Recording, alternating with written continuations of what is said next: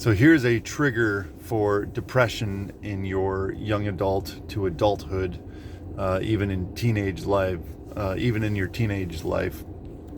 What'll take place is we survive the majority of the situations we're in, right? Probably 99. I mean, you survive 100% of the situations until you just don't survive, right?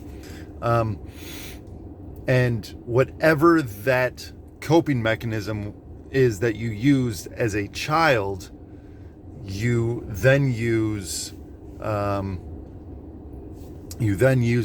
when you're older in life. But if the coping mechanism was unhealthy, that unhealthy coping mechanism that you continuously use, because your body says, oh, we survived using this, therefore we're going to continue to use this, that transfers into your adulthood, and then you continue to use it. But because it's unhealthy,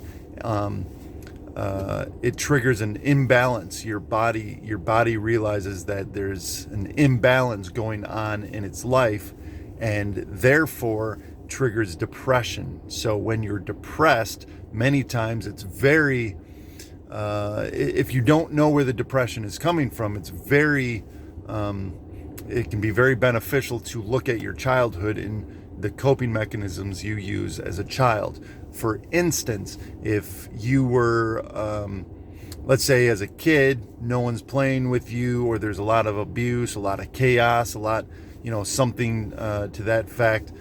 And so you learn how to become selfish, and how am I going to survive this? And I'm by myself and I'm all alone kind of thing. So you take that, which is unhealthy because, right, we're tribal creatures. We need each other. It's not good for us to be alone.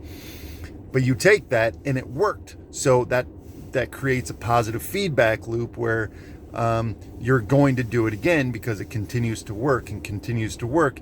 And so now as an adult, you meet a girl and you end up falling in love, or whatever. You meet a guy, if you're female or whatever, you meet a significant other, you end up falling in love, you end up having kids, something like that. And it's just, you are continuously selfish. Why am I so selfish? I don't know why I'm so selfish. Well, you can trace that back to, your childhood years of how you survived. So if you're a people pleaser, you told people what they wanted to hear as a kid, so you were accepted.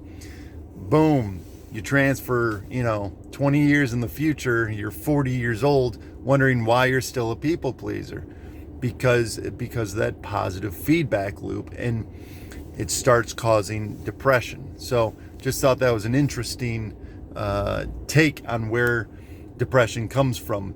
Most of the time, what I'm seeing with depression is it doesn't come from an imbalance of chemicals in your brain, but an imbalance of boundaries, rather, in your life. Interesting fact of the day.